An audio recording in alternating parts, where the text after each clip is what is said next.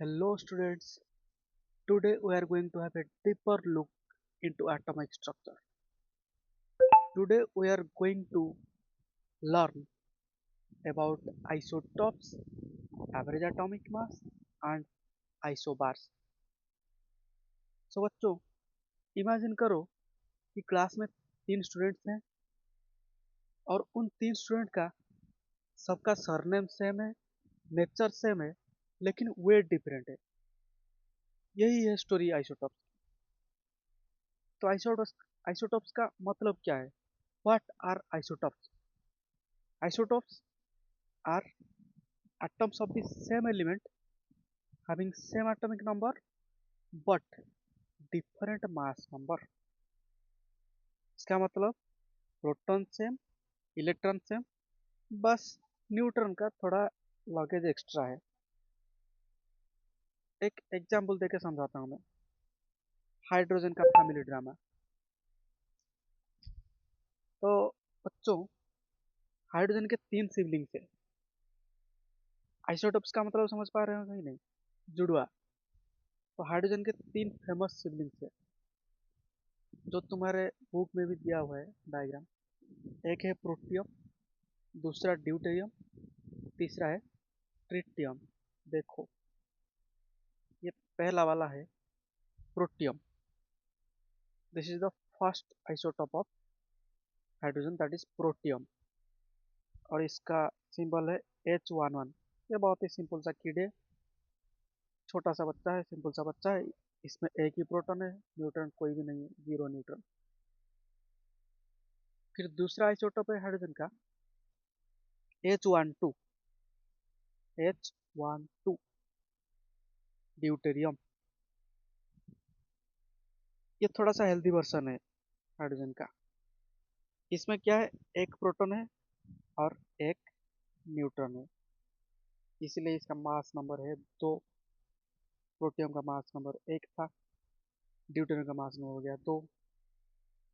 देखो इसमें न्यूक्लियस में, इसके न्यूक्लियस में एक ग्रीन डॉट दिख रहा है, एक रेड डॉट दिख रहा है। मतलब इसका मतलब क्या है, एक प्रोटॉन और एक न्यूट्रॉन है। और आउटर मोस्ट सेल में एक इलेक्ट्रॉन घूम रहा है, तो इलेक्ट्रॉन भी एक ही है। फिर तीसरा आइसोटोप है हाइड्रोजन का ट्रिटियम, H13। मास नंबर है 3। इसका मतलब तो देखो, दो ग्रीन डॉट, दो ग्रीन बॉल दिख रहा है और एक रेड बॉल दिख रहा है। मतलब दो न्यूट्रॉन है और एक प्रोटॉन है और एक इलेक्ट्रॉन बाहर घूम रहा है। ये हैवी वेट चैंपियन है, इसका वेट ज़्यादा है। प्रोटियम और ड्यूटेरियम और ट्रिटियम में से हम अगर कंपेयर करें तो इसमें ज़्यादा मास है, तो ये हैवी वेट चैंपियन हो गया। तो ये हो गए हाइड्रोजन के तीन आइसोटोप्स। बिल्कुल वैसे ही और एक एग्जांपल लेके मैं बताता हूँ कार्बन का। कार्बन का तीन आइसोटोप है, कार्बन 612, कार्बन 613 और कार्बन 614। ये देखो, कार्बन 612 612, कार्बन 613 और 614। देखो एटॉमिक नंबर सेम है सबका, सबका सब कार्बन का ही है आइसोटोप। सबका एटॉमिक नंबर से है, लेकिन मास नंबर अलग अलग है। इसीलिए तो हम इनको आइसोटोप्स बोलते हैं ना। पहले का मास नंबर 12 है, दूसरे का मास नंबर 13 है, तीसरे का मास नंबर 14 है, 14। तो अगर इसका हमारा नंबर ऑफ न्यूट्रॉन्स निकालेंगे तो पहले कार्बन 612 में कितना नंबर ऑफ न्यूट्रॉन्स है? 12 minus 6, that is equal to 6। 6 neutrons है। देखो, 6 ग्रीन बॉल दिख रहा है तुमको, ये है कार्बन 12, 6 12। इसमें 6 ग्रीन बॉल दिख रहा है कि नहीं? 6 ग्रीन बॉल और 6 रेड बॉल दिख रहा है, टोटल मिलके 12 हो गया मास। और इलेक्ट्रॉन तो पहले सेल में 2, आखिरी सेल में 4 होता है, जो दिख रहा है। फिर सेकंड वाला है carbon 613, mass number 13, atomic number 6। तो नंबर ऑफ न्यूट्रॉन्स कितना होगा? 13 माइनस 6, मतलब कितना? कितने हैं? 7। तो 7 नंबर ऑफ न्यूट्रॉन्स है। देखो ग्रीन डॉट कितने दिख रहे हैं? 1 2 3 4 5 6 7 ग्रीन डॉट दिख रहा है। इस डायग्राम में 7 ग्रीन डॉट दिख रहा है और 6 रेड डॉट दिख रहा है। मतलब 6 प्रोटॉन और 7 neutron. Total mass number 14। Okay, ये हो गया कार्बन 13। इसका थोड़ा वेट ज़्यादा हो गया। फिर कार्बन 614 की तरफ चलते हैं। कार्बन 614, इसका मास नंबर है 14। तो नंबर ऑफ न्यूट्रॉन्स कितना होगा? 14 minus 6 that is equal to 8। मतलब 8 न्यूटन है। देखो 8 ग्रीन बॉल दिख रहे होंगे। 1 2 3 4 5 6 7 8।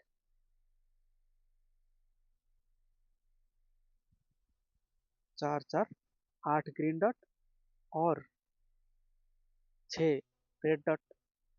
तो 6 प्रोटॉन और 8 न्यूट्रॉन।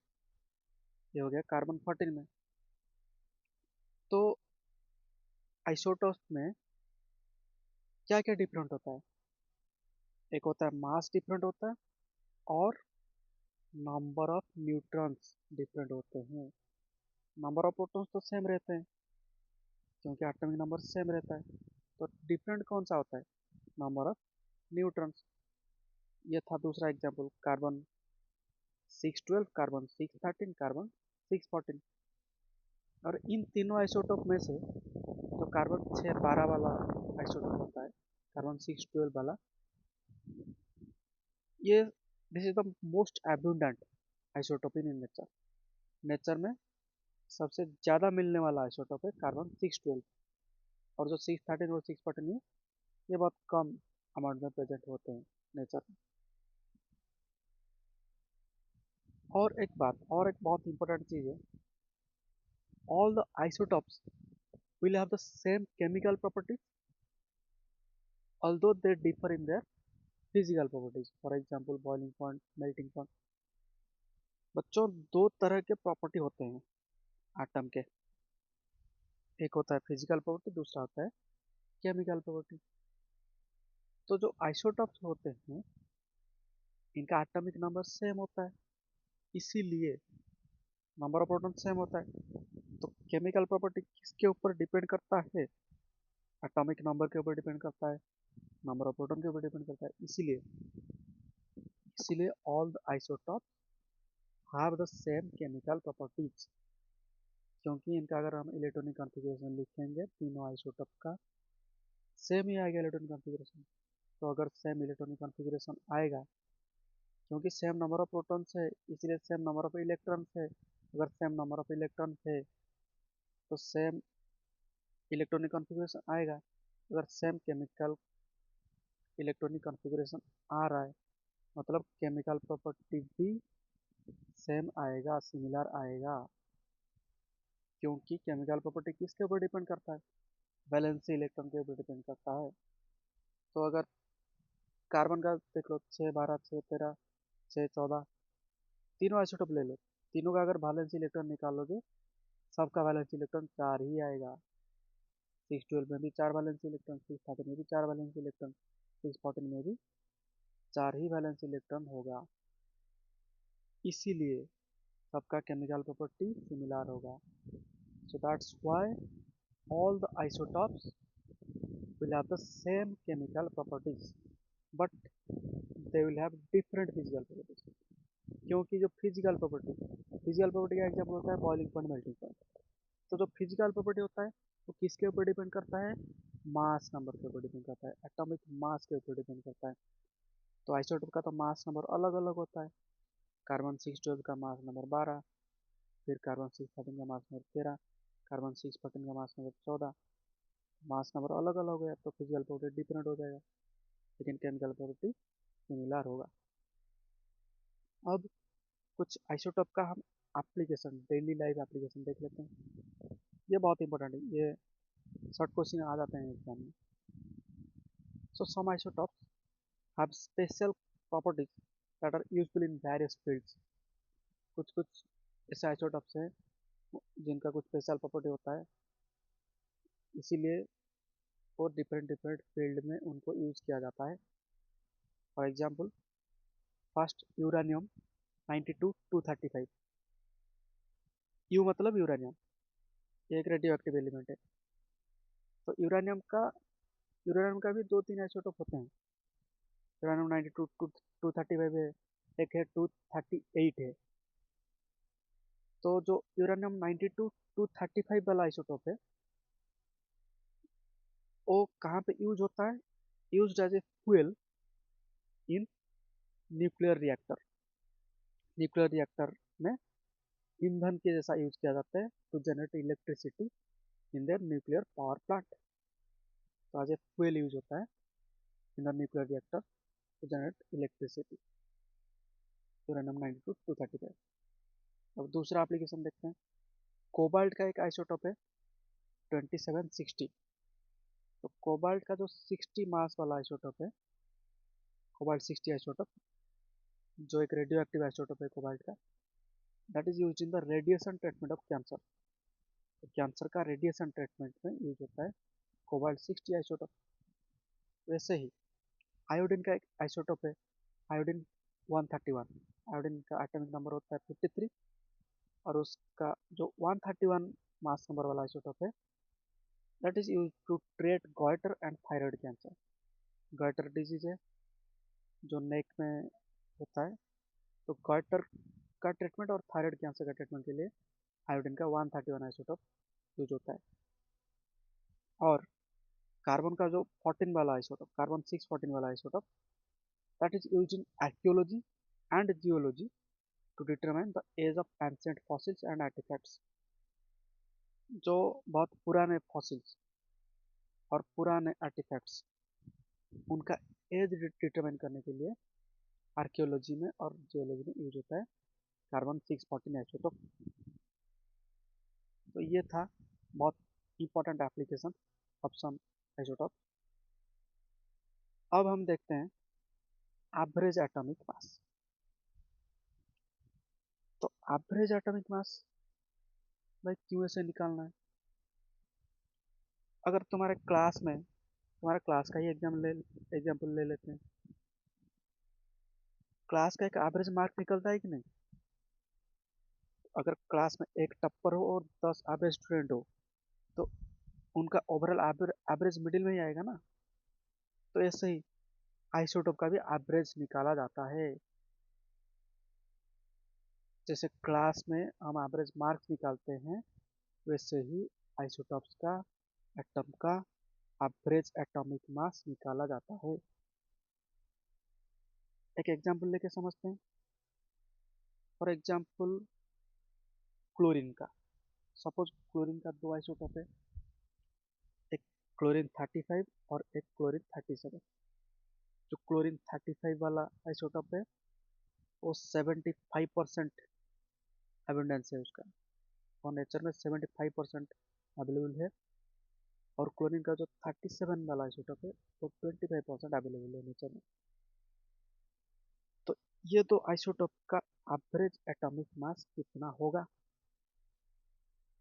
कैसे निकालेंगे भाई इसका एवरेज एटॉमिक मास?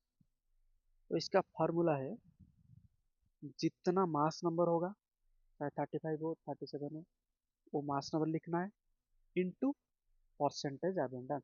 जितना परसेंटेज अवेलेबल होगा वो नेचर में। ये देख लो आपके बुक में दिया हुआ है। वही क्लोरीन वाला एग्जाम्पल।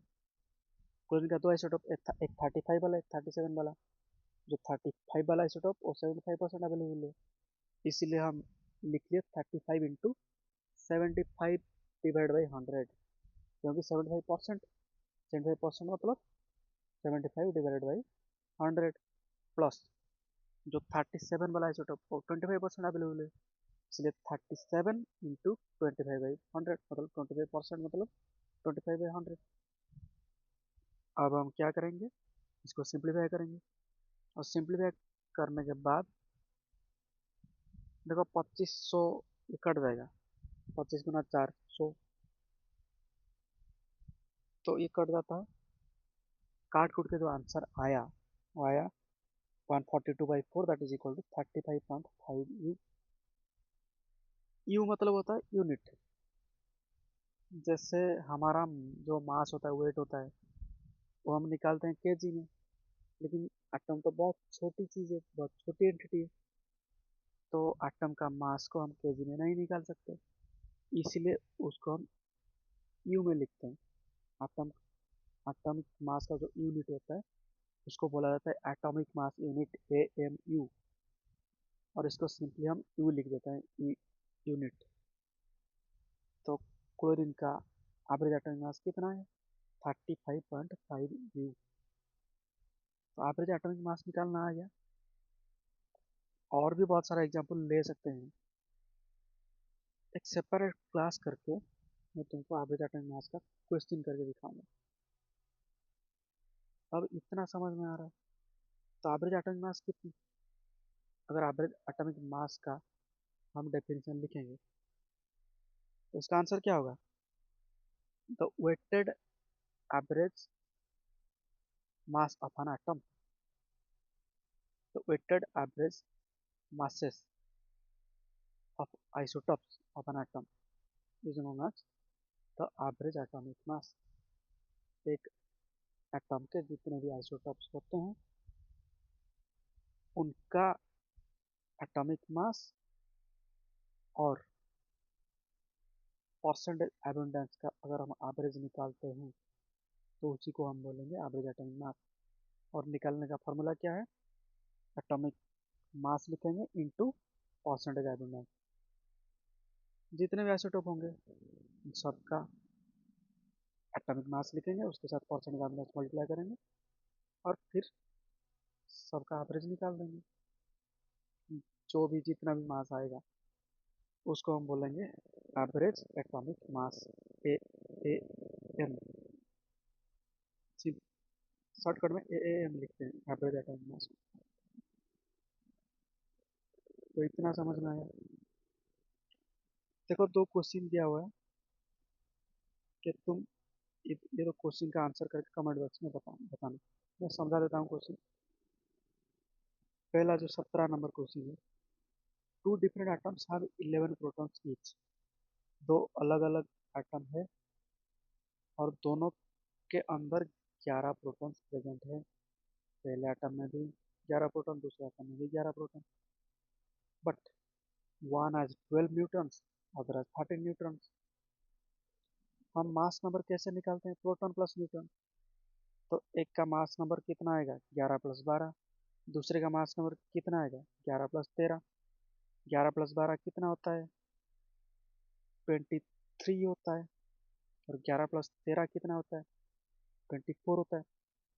तो एक का एक आइटम आया, सपोज एक आइटम आया एक्स, तो एक्स 11 23, और दूसरा आया वाई 11 24। तो दो अलग अलग आइटम, उनका प्रोटॉन दे दिया है, न्यूट्रॉन दिया, मैं मास नंबर निकाल के तुमको बता दिया। एक का मास नंबर आएगा 23, दूसरे का मास नंबर 24 आएगा। How do their atomic numbers and mass numbers compare? Are they the same element or different element? देखो दो डिफरेंट एटम है लेकिन प्रोटॉन तो सेम है। तो अगर नंबर ऑफ प्रोटॉन सेम है तो एलिमेंट सेम होगा ना। और 11 किसका होता है? किसके अंदर 11 प्रोटॉन होते हैं? लिथियम के अंदर, सॉरी, सोडियम के अंदर होता है, Na। सोडियम में 11, एटॉमिक नंबर 11 है सोडियम का। तो इसका आंसर जितना मुझे लग रहा है, सोडियम 1123 एंड सोडियम 1124, दो आइसोटोप हो जाएगा, सोडियम का दो आइसोटोप। आंसर तुम और सोच के कमेंट बॉक्स में बताना। अब 18 नंबर क्वेश्चन देख लेते हैं। If A bromine atom is available in the form of, दो आइसोटोप, सपोज ब्रोमीन एटम का दो आइसोटोप है, एक ब्रोमीन 79 जो 49.7% है नेचर में, और दूसरा आइसोटोप है ब्रोमीन का, ब्रोमीन 81 जो 50.3% अवेलेबल है नेचर में। देखो मास नंबर दे दिया, परसेंटेज अबंडेंस दे दिया, एवरेज एटॉमिक मास कैलकुलेट करना है। कितना आएगा? 79 इंटू 49.7/100 प्लस 81 इंटू 50.3/100 और उसको कैलकुलेट करके आंसर तुम कमेंट बॉक्स में बताना। कर लोगे ना ये तो क्वेश्चन? आसान है, थोड़ा सा सोच के थोड़ा कैलकुलेशन करके हो जाएगा। तो ये था आइसोटॉप्स के बारे में। अब और एक आता है आइसोटॉप के जैसा, और एक कंफ्यूजन आता है केमिस्ट्री में, ट्विन वाला कंफ्यूजन, उसको हम बोलते हैं आइसोबार्स। तो आइसोबार क्या होता है? Isobars are atoms of different elements having same mass number but different atomic number अलग होगा लेकिन मास नंबर सेम होगा। आइसोटॉप्स में क्या होता था? आइसोटॉप्स में एटॉमिक नंबर सेम होता था, मास नंबर अलग होता था और एक ही एलिमेंट के होते थे। लेकिन आइसोबार में ऐसा नहीं। आइसोबार में एलिमेंट अलग अलग होंगे और एलिमेंट अलग मतलब एटॉमिक नंबर भी अलग, सिर्फ और सिर्फ मास नंबर ही सेम रहेगा आइसोबार का। मतलब वेट सेम, आइडेंटिटी डिफरेंट। मतलब क्लास के अ, दो अलग अलग स्टूडेंट लेकिन उनका वेट सेम हो गया, तो उनको क्या बोलेंगे हम? आइसोबार्स। फॉर एग्जाम्पल, एक अच्छा सा एग्जाम्पल दिया हुआ है तुम्हारे बुक में, दैट इज आर्गन, पोटासियम और कैल्शियम। देखो, आर्गन, पोटासियम और कैल्शियम। आर्गन का एटॉमिक नंबर होता है 18, मास नंबर 40, पोटासियम का 19, 40 और कैल्शियम, कैल्शियम का होता है 20, 40। तो इन तीनों में क्या कॉमन चीज देख रहे हो तुम? क्या सेम है इन तीनों में? देखो, देखो कैल्शियम का मास नंबर भी 40, पोटासियम का मास नंबर भी 40, आर्गन का मास नंबर भी 40। तो देखो, मास नंबर सेम हो गया लेकिन एटॉमिक नंबर अलग है। एटॉमिक नंबर अलग अलग है, एक का 18, एक का 19, एक का 20 और तीनों एलिमेंट अलग अलग है। तो इन तीनों को हम क्या बोलेंगे? आइसोबार।